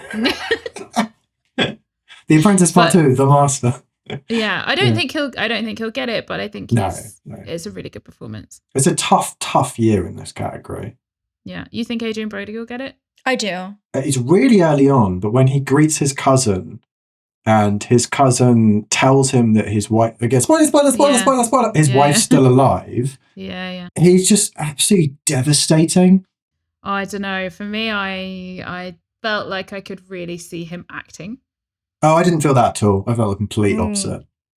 The emotional journey within like a minute was just. I think Adrian Brody's like a once in a generation type actor. He is amazing. Like, I saw him in a play in London, and he was fantastic, and the range is insane. Yeah, to move from like film to theatre and to be able to do that was really impressive. He knows his hit is Holocaust survivors. That's true. I mean, what's The Pianist? 2002 or something? This is 22 years later. Obviously, it's a fantastic performance, and he carries the film. And I think it's, even again, just going back to the scale of it and what he goes through, I just think that Coleman Domingo. It's unfortunate we've not seen that one yet, but... let's just say that if you'd seen it, you would agree with me. Okay. I probably would. Right, so another big category, we've got directing. We've touched on pretty much all of these already, and we're going to be touching on some of them again in Best Picture. In terms of specifically the directing element, is there anything that you guys felt about any of these films that would sort of stand out? I think The Brutalist, going back to what we were saying about the scale of it and how every layer of the film is doing the same thing. And that is really impressive. Also the method. So they were creating the score. I should have talked about this in the music thing. Was it even nominated for music? No. Yes, for original score. So for the Brutalist score, they used a prepared piano. So they changed the strings, so you can't edit it afterwards. So they basically went and recorded this. They had to find a pianist who was at the level and also interested in doing this project, and recorded so many hours of him improvising, and then used that because it was reminiscent of construction noises in the hammer. Oh, okay. And he was working alongside the composer while they were shooting. So they would make some music and then bring it to set. And so they would be acting alongside the music. And it's stuff like that I feel like as a director, that is so impressive to go into a project like that. It's really hard to untangle a director, writer, producer kind of character into just the directorial component of it, right? Well, the way I see a director is you're the captain of the ship. Yeah. The Brutalist, when I was watching the movie, and I haven't really watched many movies that gave me this feeling, it was such a tightly run movie. Everything had a place. It was just like a well-oiled machine. And that all comes down to the director. And Nora didn't feel like that, right? No, it didn't. Not on the same scale, it didn't. I only mentioned Nora because I think he just won, I think it was the Directors Guild. I think there is a chance that he wins for that category, which again, maybe it's a kind of legacy conversation in some sense, because he's been being talked about as a very talented director since the Florida Project, right? Yeah, I mean, even Tangerine was great, but I think, what you say about the well-oiled machine, the fact that they, for The Brutalist, the whole ship entrance at the beginning, they used dancers so that they could definitely hit their marks, even though they weren't dancing. He will only shoot 5 shots a day so that they have enough time to do them properly. And it's all of those specific directorial, it's the management, right? And it's the ensemble. Oh, it's the management of the ensemble that I think deserves recognition. So, Emilia Perez for directing. Cool. Actress in a leading role. I mean, obviously it's Carla Sofia Gascon, right? I think she's uninvited. I don't think she's going to go to the Oscars. Really? Yeah. Wow. Oh, wow, it's that bad now. Crikey. Well, I mean, I know that Netflix has pulled all of their support. So usually if they're nominated, then their studio is going to pay for the hotel and get them into the parties and drive them to the parties and help them with their clothing, like just help them with everything. But Netflix has pulled all of their support. So if she's going to the Oscars, she's going on her own dime. She might do that. I thought you were going to say that Netflix has pulled the movie, like it's not showing on Netflix anymore. No. It's a masterpiece. How could you dare pull that? Well, it's such an interesting like rage bait film as well, right? Where I'm sure a lot of people are watching it on Netflix because it's there and everyone's talking about it. And I'm telling everyone that I speak to about it, so they're all going and watching it, right? The three people you've talked to about it are going to watch it. Yeah, exactly. Yeah. And they're on this call. But then they tell three people, right? It's a weird category, this, with the things that are nominated. I want to say she's not going to win, but I adored Cynthia Erivo in Wicked. I thought she was fantastic. I thought she was great, yeah. Exactly who I was going to say. If you're talking about like vocal performance. Not just vocal, everything else, the whole performance was really flawless. Yeah, I felt man feelings. She adds a lot of weight to something that could be very fluffy and without weight. Yeah. Fun fact, if Cynthia Erivo wins, she will be an EGOT winner. Really? What's that? Emmy, Grammy, Oscar, Tony. Wow. Well, then her, just for that. I don't think she's going to win. Demi Moore was good. Yeah, she was good. And she won the Globe for it as well. And again, is that a legacy conversation maybe to some extent? No, it's not so much legacy with Demi Moore. I think it's the story. Well, yeah, because if you talk about actual legacy of films, it's like G.I. Jane. Is that really what we're like nominating? Was it Demi Moore in Ghost? It was her, yeah. There's just this story arc that she has this award season that something that the Academy loves. So I do think they're giving it to Demi Moore. I don't hate that. I mean, Fernanda Torres in I'm Still Here. She was very good too. She gets to showcase the entire range of human emotion. Ilana was saying earlier a little bit about like the first section of I'm Still Here is very family and it's nice, and the world that they inhabit, there's these awful things going on at the fringes of their world, but their core family unit before it devolves into a nightmare. She gets to portray this mother and wife who she's so warm and happy with her life and loves her husband. It's really nice, the first section of the film. Yeah. Again, spoiler, but it is a true story. And it's such a complicated... Yeah, complex emotions. Yes, there's so much complex emotional stuff for her to have to deal with because she's fighting against these, legal and military forces which are putting her in this horrible, helpless situation, but she's never broken, right? She's consistently strong and vulnerable in exactly the right ways and exactly the right combinations at exactly the right moments. It's very impressive. I didn't notice that till you just pointed out, but yeah, she's never broken. Yeah.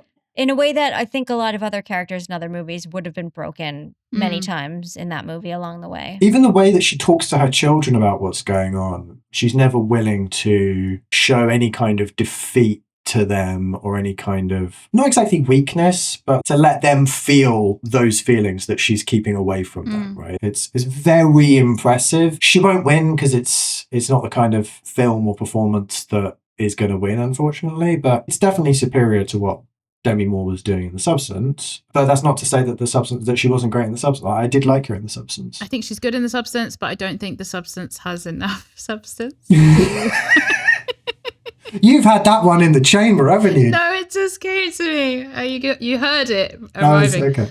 Yeah, Cynthia Erivo. Mikey Madison is great, but I don't think it's like Oscar. I think she's won some awards for it as well. I think she might be a sleeper in that category. Yeah. It's possible. I don't think she deserves it compared to the other stuff that's in there. And that's not that she's not good. There's just stuff which is way above the level of what she's currently doing. I think she could be one of the actresses of her generation eventually. Yeah. I don't think she's there yet, though. Yeah. You know what? I've changed my mind on Demi Moore. I think Fernanda Torres deserves it. I've talked you round, have I? It was a great performance. Cool.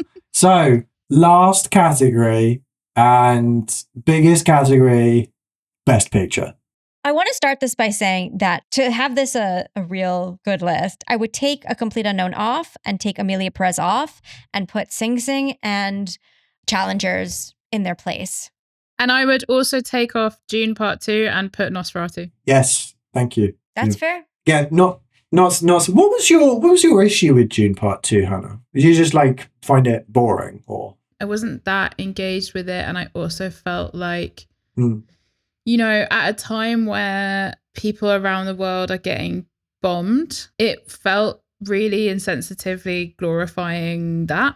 What, the attack of the Fremen at the end, or? It didn't feel critical enough of we're going to go and win the war and destroy everybody. I think it will be interesting to see the trilogy of those films in totality, because in terms of the books, it's very critical of that stuff. And I don't think that they did any work at all in that film in terms of representing some of those ideas of why he didn't want to go to the South or why that leads to many, many people dying. I didn't like the film either. For such a long film, it felt like it didn't get into any of the ideas at all. Like, it was just, I thought it was a slog. It was slow. It was so slow. As much as I didn't like Dune Part 2, I can appreciate that it wasn't a movie for me and that people do like it. I can't wrap my mind around the fact that Emilia Perez people like, but I can wrap my mind around the fact that people like Dune Part 2. I liked it more than I didn't like it, but it was lacking and slow in a lot of points as well. Yeah, for sure. I would love it for it to have been Sing Sing for so many reasons.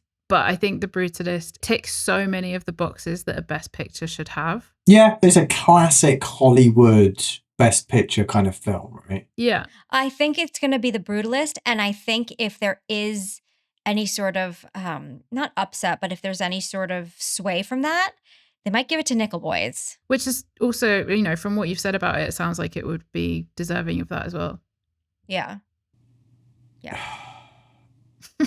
Yes, but it's just not the kind of film that wins, right? Although I'm sure people were saying that about Parasite at the time, right? It's not the kind of film that wins for all sorts of reasons. Like, it borders on horror. It's not English language. Like, I'm Still Here, I think, was phenomenal. Probably not quite deserving up against some of the stuff that it's up against, because it's not that next level that The Brutalist is, that kind of moment-defining film. I think Conclave as well would be a good choice. I don't think it is going to win, unfortunately, but I think it's good enough to win. I do too. And I think in another year it would... Yeah, it's just up against... It's up against some really strong films. I do wonder if, based on some other awards stuff that's going on, whether a Nora... Or Wicked, because they love musicals. No, he's not going to win. They won't pick Wicked. They might pick Wicked. They've made some rogue choices. That would be bonkers. Emilia Perez is in this list. You can't get more bonkers than that. No, you can't say Wicked would be bonkers, when Amelia Perez is in there. You know? I don't know. There's something about The Brutalist up against Wicked that just feels like they almost can't. No, it'll be The Brutalist. It will be The Brutalist. Yeah, it just feels like they can't make that decision almost. Yeah, again, like you say, in another year, Wicked, but I do think Sing Sing should have won, though. There's been surprises over the years, obviously, so... Do you think Honora deserves it? No. I just think in terms of the buzz around it at other awards shows at the moment, it seems to be going in a direction where it's a possibility. I think The Brutalist is quite deserving. I think it is, yeah. I didn't feel like it was long. I feel like if we're going to keep having these long films, then bring back the interval. It deserves to be long. It deserves to be long. It merits it. And I think, again, I don't want to spoil it, but the ending was such an unusual choice. And for a film of that scale is so understated and shouldn't work, but does. I want to say something about the beginning of The Brutalist that I've been saving to say during the Best Picture category. I have never before cried in the first 3 minutes of a film like I cried in The Brutalist. I did in Up. You did in Up. I've never seen Up. Before we know any characters, before we know any story, any plot, nothing, he has the moment where he runs through and then he looks up at the Statue of Liberty. And the feeling was overwhelming. You knew what he felt and you knew what our ancestors felt like, our grandparents. Everything just like hits you of like, what a relief, how amazing it would be to see that. I cried and it was like the first 3 minutes of the film.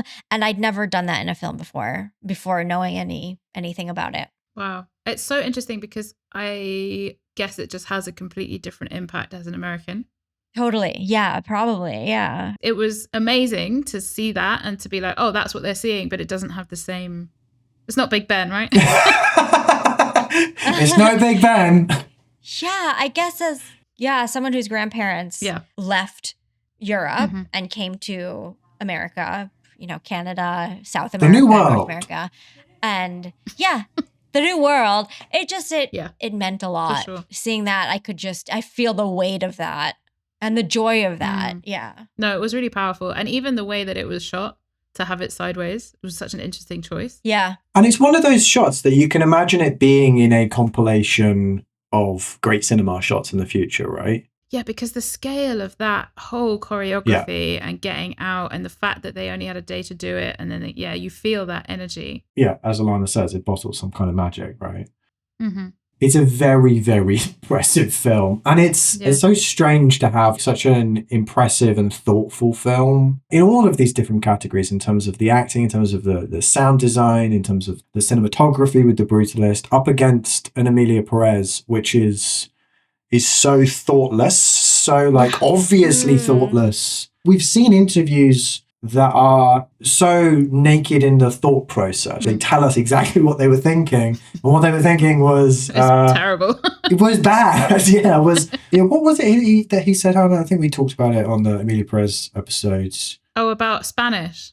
No, it was about like, it was basically like, I've done lots of different things, so it's the same. Oh, it's because in his interview with Al Horner on Script Apart, Al Horner asks him about what his access point, like his emotional access point, was to the character. And he's like, I've always been really interested in multiple lives and characters who live different lives, because, I've worked in different environments. Yes, I used to have a paper round. That's it. Yeah. So I know what it's like. No, he didn't say I want to have a paper. You made a really interesting point yesterday about the themes of Emilia Perez and the themes of I'm Still Here. I think I've mentioned one of the few bits of Emilia Perez that really stood out to me as being something that I started to connect with was when they were talking about the forced disappearances of people by the cartels in Mexico. It was a feeling of these families undergoing this psychological torture after the person's dead because they have no closure. They don't know what happened to their loved one. And then they burst out into some crazy song again, and it goes off, and you're just like, oh my God. I think I actually started laughing at Emilia Perez when that happened. I'm Still Here is very different contextually in terms of it's about the military regime of the time disappearing people, not the cartels. So it's slightly different in terms of its state-sponsored violence. But it's the same end result. And she articulates that perfectly in I'm Still Here, is that everyone who's left lives with the psychological torture of having that loved one disappeared, not knowing what happened to them, searching for them. And the whole film explores that idea. That's what Emilia Perez, she makes that charity to help people bring closure to their lives. Yeah. That's what she dedicates herself to, but none of it's explored. No, and it's also just kind of shoehorned in and doesn't make any sense because she's supposed to be in hiding and she's on TV and nothing hangs together in Emilia Perez. Yeah. Right? Nothing. The most obvious thing with Emilia Perez would be that something to do with her previous cartel life would come back to haunt her, and that's not what happens at all. Like nothing links together. No part of anything comes together to make a greater whole. Subverting expectations is fine if you're doing something interesting with it, but if you're not, then you're just not closing anything off. And you go down the same road, right, in the end, with what ends up happening to Emilia Perez. You know, I'm getting angry. Film, right? I'm getting angry thinking about this fucking film. I've been wanting to talk to you about it because I honestly, Max had to tell me on like 3 separate days that I had to finish it. I started watching it with my brother. Michael wanted to turn it off after like half an hour. He was like, I'm not watching this shit. And then I was like, surely we can do an episode where I haven't seen the whole thing and we can just, that's funny, right? It's just so outrageously offensive. And when I was researching it afterwards, trying desperately to find some shred of evidence that they had done some research, and I just couldn't find it. And that was before all of the tweets and everything. Because we have at this point thought about this film and devoted more energy to this film than they did, which is wild. Especially, again, up against The Brutalist, up against Nickel Boys, up against I'm Still Here. Those ones in particular, Conclave, slightly different, very, very thoughtful film, but slightly different kind of film. Even Anora. Even Anora as well. So meticulously thought through. People who can articulate themselves so well, both through the medium of film as well as in these roundtables, in these interviews, where you listen to them speak and go, oh my God, you are such a fucking smart, good filmmaker who's maybe sometimes wearing too many hats. But so intentional. But so intentional about everything you do, even if it's not something that we personally would do ourselves. Even though I don't speak French, I could tell how smug he is. He's so smug. Why is it in here? This is what I mean. Like, there are so many films missing. Do you think Challengers should have been a Best Picture contender? Yes. So well thought through. And I've heard him talk about why he did what he did in terms of. Do you know anything? How much do you know about Challengers, Hannah? A little bit, like trailer context. Okay, so spoiler.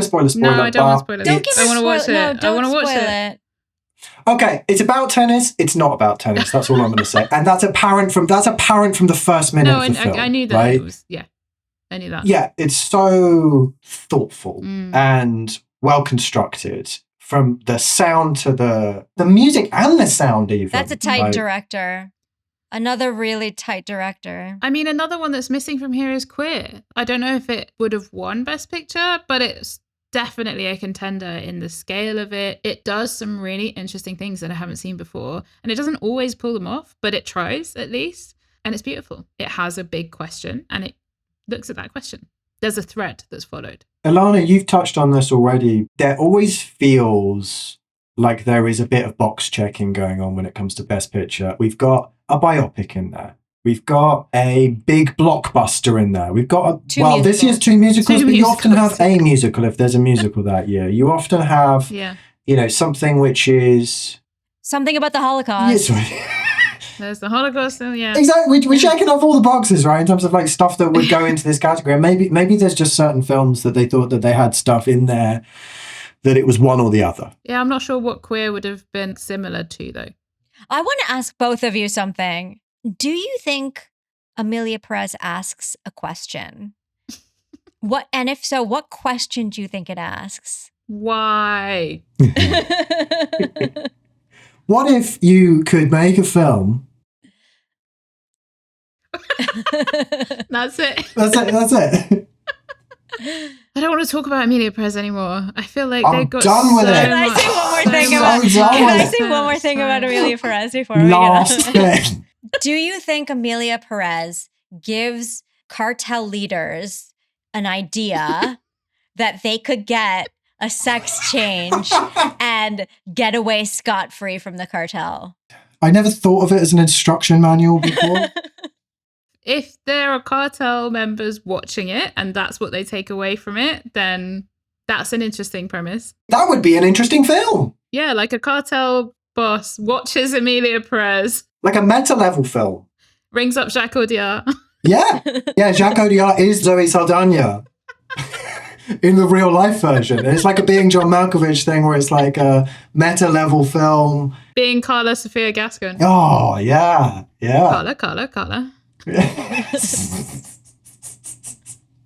Okay, final thoughts then. Okay. My big one is Sing Sing deserved so much more attention than it got, and I think partly it was not so much intentional, but they put all of their marketing budget into audiences and into screening in prisons, and they just ignored the awards, and I think that was the right decision, but it's a shame that the awards circuit didn't pick it up anyway. Thank you, Harvey Weinstein. Oh God, that's definitely not. You're always thanking Harvey Weinstein. He's never far from my thoughts. Yeah, but that, in terms of the modern iteration of, as you say, the campaigning for it, it sounds like they may have done the right thing, but the wrong thing to win awards, right? Yeah, which is fair. Yeah, it's going to be a night of glitz and glamour, and all the stars will be out. The 97th Academy Awards. 6 Oscars of Nicholas Hoult. Yeah. So how does Nicholas Hoult? Let's go back through every category and every single nomination. Nicholas Hoult was find out how it refers to. He was in one. He was in one. He's in Nosferatu. Yeah, exactly. Is he only in one? So it's 1 degree. There you go. It's 1 degree. Well, that was easy. You did it. Are any of them Christmas films? Conclave. Emilia Perez. Put Conclave with Emilia Perez. That'd be an interesting mashup, wouldn't it? Emilia Perez gets elected the new pope. That's the movie I want to see. If you could pick one film that you want, which do you think deserves the big wins? I mean, The Brutalist, probably. Yeah. What do I think deserves it is probably The Brutalist. What did I enjoy most? Conclave. Really enjoyed Conclave, yeah. Conclave was really fun. If I'm thinking about what I sat and enjoyed the most. And that is not deserving of awards necessarily. That's not, but like the thing that I had the best time watching. Conclave was up there. Wicked was weirdly up there as well. I liked Wicked a lot more than I thought I was going to like Wicked. I wish Nickel Boys and Challengers got more love. Yeah, agreed. I think, the Brutalist, Sing Sing should win every category that it's in. And then, Conclave also.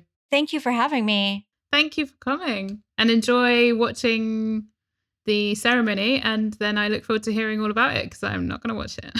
You're not going to watch it? Oh, for God's sake. Why are we even doing this? After all this.